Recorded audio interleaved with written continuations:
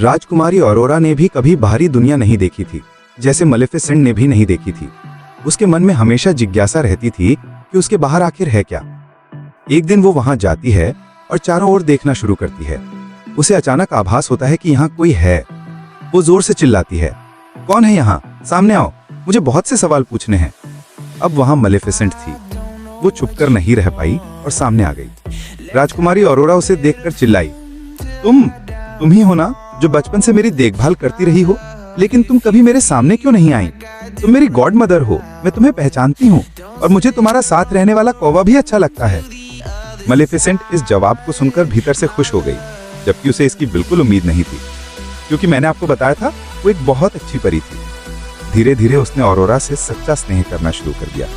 अब वो नहीं चाहती थी कि ऑरोरा को वो शाप मिले जो उसी ने उसे दिया था। दोनों दोस्त बन गई। वे माँ बेटी की तरह साथ रहने लगी, खेलती, बातें करती। एक दिन राजकुमारी ऑरोरा सो रही थी। तब मलेफिसेंट ने अपनी सारी शक्तियां लगाकर उस शाप को वापस लेने की कोशिश की, लेकिन उसे पता चला कि वो शाप जो इतने साल पहले दिया गया था वापस नहीं लिया जा सकता, खासकर तब जब उसके पूरा होने का समय बहुत निकट हो। मलेफिसेंट इसी बात से चिंतित थी, क्योंकि ऑरोरा का 16वां जन्मदिन आने वाला था। इसलिए वो दुआ करती रही कि जल्द से जल्द ऑरोरा को उसका सच्चा प्रेम मिल जाए, ताकि वो शाप टूट सके। सुबह का समय आता है। ऑरोरा और मलेफिसेंट जंगल में बातें कर रही होती हैं। ऑरोरा पूछती है, तुम्हारे पंख कहाँ हैं? सभी परियों के तो पंख होते हैं।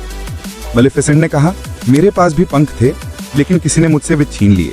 मैं उनसे बहुत खुश थी, आसमान में बहुत ऊंचा उड़ती थी और मुझे उनकी बहुत याद आती है। इतना कहते कहते मलेफिसेंट रोने लगी। तब ऑरोरा ने उसे चुप कराया और बोली, चिंता मत करो, कल मेरा 16वां जन्मदिन है और तुम देखना, मैं उन परियों की इजाजत लेकर तुम्हारे पास आऊंगी। तुम अकेली नहीं हो, मैं तुम्हारे साथ रहूंगी। लेकिन मलेफिसेंट जानती थी कि ये इतना आसान नहीं है। जब तक सच्चा प्रेम नहीं मिलेगा, ये शाप नहीं टूटेगा, और ये एक दिन में संभव नहीं था। राजकुमारी ऑरोरा वहां से अपने घर लौट रही थी। तभी रास्ते में उसे एक लड़का दिखाई दिया। वो बहुत सुंदर था। दोनों की नजरें मिलते ही वे एक दूसरे को पसंद करने लगे।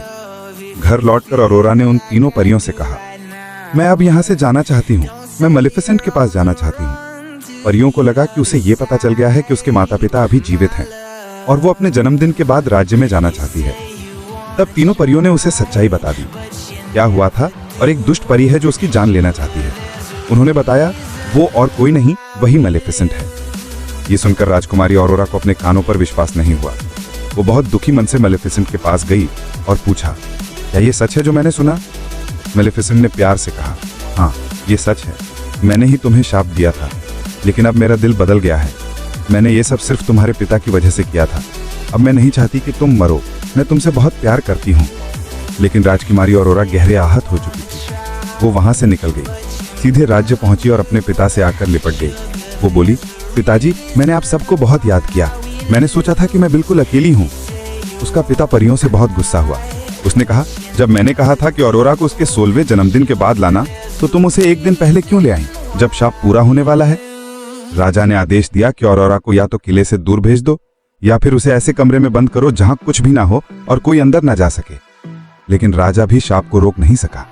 जैसे ही ऑरोरा का 16वां जन्मदिन आया, वो शाप के प्रभाव में खुद अपने आप उस जगह चली गई जहां चरखियां थीं और उनमें सुइयां लगी थीं।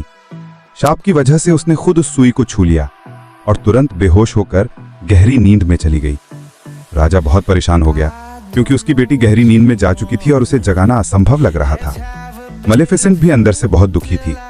उसने उसी लड़के को बुलाया जिससे ऑरोरा रास्ते में मिली थी। उसे लगा शायद दोनों को पसंद आने लगा है, और अगर ऑरोरा उससे मिलेगी तो शायद जाग उठे। मलेफिसेंट उसे वहां ले आई जहां ऑरोरा सो रही थी। वहां एक परी भी मौजूद थी जो पहले ऑरोरा की देखभाल करती थी। उसने राजा से कहा, आप ऑरोरा के पिता हैं, आप उसके माथे को चूमें, शायद वही उसका सच्चा प्रेम निकले। तब राजा स्टेफान बोला, नहीं, मैं किसी का सच्चा प्रेम कभी नहीं हो सकता। मलेफिसेंट ने मुझे धोखा दिया था, इसीलिए ये सब हुआ। अब मलेफिसेंट उस लड़के को ऑरोरा के पास लाती है।